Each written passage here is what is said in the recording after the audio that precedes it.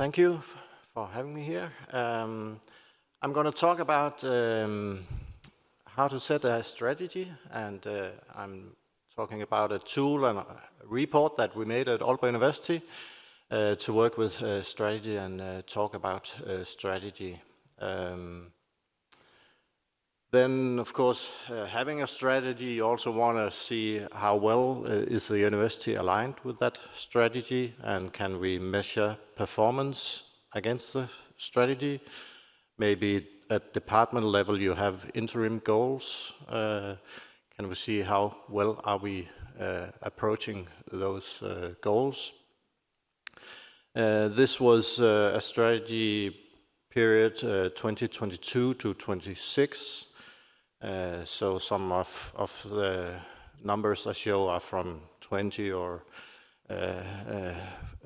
some years back. It was done in collaboration with the innovation department. I come from the Pure department, Pure office, and we did it together with the innovation/funding department. Yeah, I work at the Pure department. This is my email, so please, if you have questions afterwards, please use the email if necessary. Yeah, Aalborg University, it's a fairly young university, 51 years. In the beginning, business collaboration in the region was at the heart of what we wanted to do. And also in 2022, business collaboration is still at the heart of what we want to do. And interdisciplinary focus is very important. We say that when we teach STEM, SSH should be part of it, and when we teach SSH, STEM, or the other way around. So we want to combine across STEM and SSH. And of course, like any university, we want to have high quality education and research. But how did the vision, the mission on the high notes look like this? We want to be international recognized like any university, of course, but then working mission-oriented and contribute to sustainable goals, of course. I think sustainable development goals was very much talked about at that time, maybe less now, but of course sustainability is very important still. And what's important to mention from this is still the interdisciplinarity, and also of course students should know about the field-specific subject, but they should also have a holistic thinking, the thing I mentioned about STEM and SSH. So interdisciplinarity and reach out to the surroundings is very important for Aalborg University. So how did we approach this? At the innovation department, they buy a product from Gartner Group. Gartner Group is an American company. They work with forecasting, technological, emerging technologies. They have this hype cycle for emerging technologies that you could buy access to that. It's not really a crystal ball, but it can maybe tell you something about what happens in 2 years or 5 years or 10 years, 20. And the way they do it is that they ask tech companies in the US, what would you see is important in 2, 5, 10 years? Yes. we had the 2020 version of this, and innovation department identified some elements that would be emerging in 5 to 10 years. That's a good period for if you want to adjust what the university does and apply for funding. So they identified AI, and that's what we talk about today, of course. Two-way human-machine interaction. I don't know if that's a hot topic now. I'm not so much in detail with that. Carbon-based transistors. We heard about transistors yesterday. Professor Fortunato. Digital twin of the person. I think that's also something which is being worked on. One disclaimer about this is that it's tech. So it may be very STEM focused, but as we just see, there is some interdisciplinarity in it. Social sciences and humanities are also represented in the picture. So the innovation department took these elements from the hype cycle, and those of you who know Cyval, maybe you recognize this map, the wheel of science, or petri dish of science, as Sophie calls it. Well, what's in here is topics, research topics, and they are placed in the map according to where they belong: health, tech, engineering, and social sciences and humanities.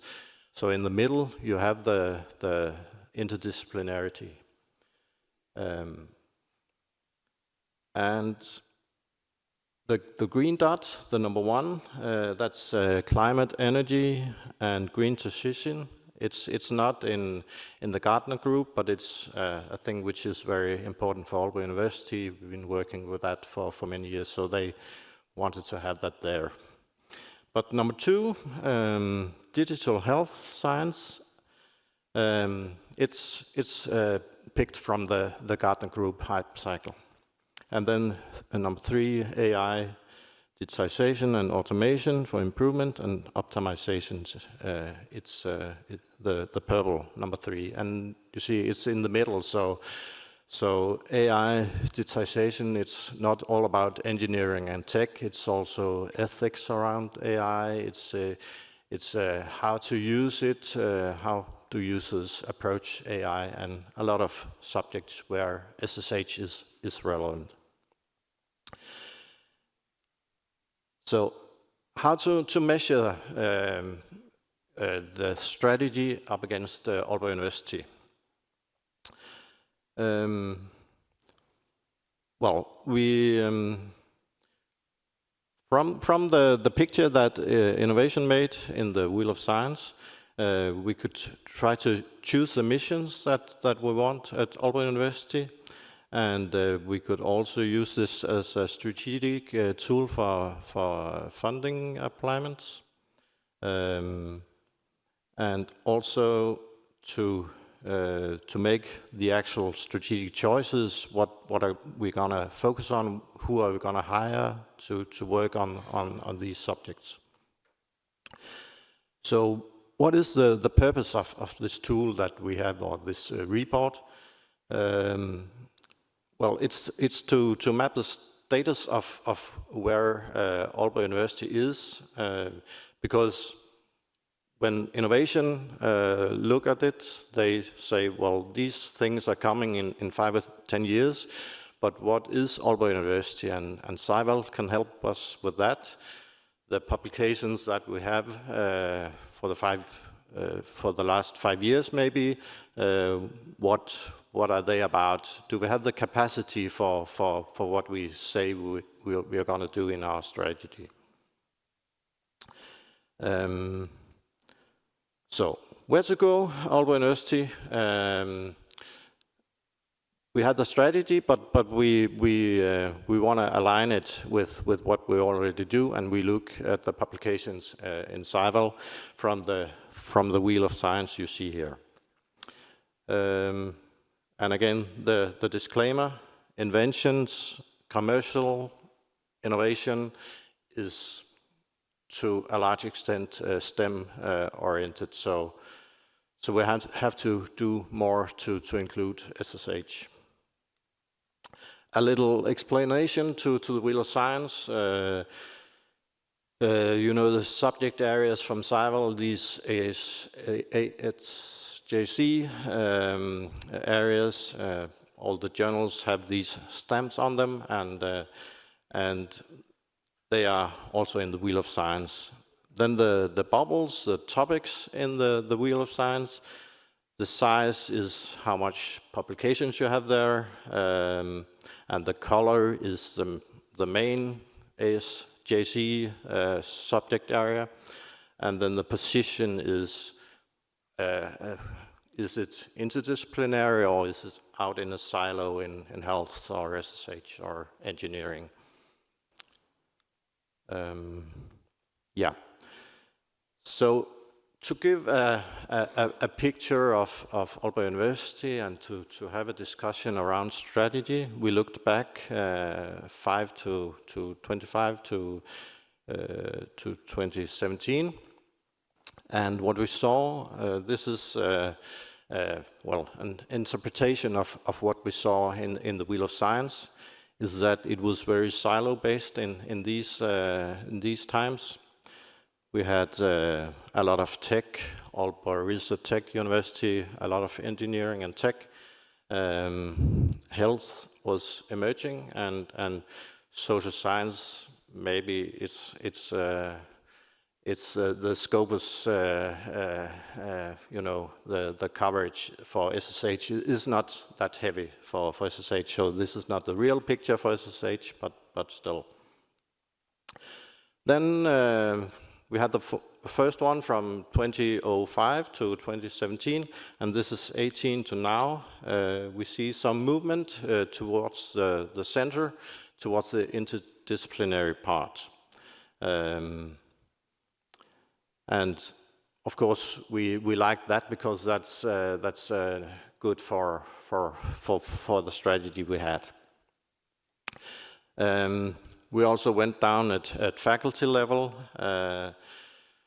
We tried different ways. You could have the top 100 topics, or you could work with the topic clusters, and yeah, there are different filters in SciVal, and if we had the top 100, I think that was what we experienced was the best way to look at it.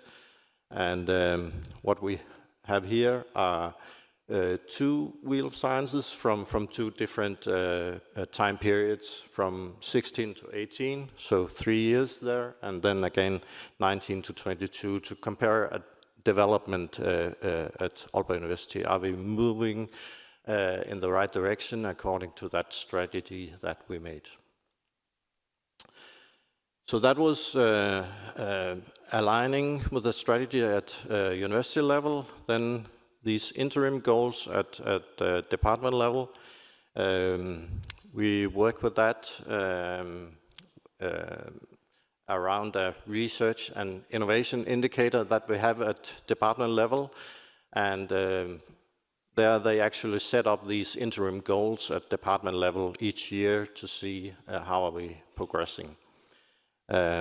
We made that one in 2022, and it was inspired by Koara and Dora, and what we wanted was to first of all include SSH, because in the Wheel of Science you have trouble with that, but also to acknowledge diversity in output. So we try to not only work with the publications we find in SciVal, so to include the diversity of outputs, and also, you know, all the things in the agreements in Koara, diversity in career paths and other things.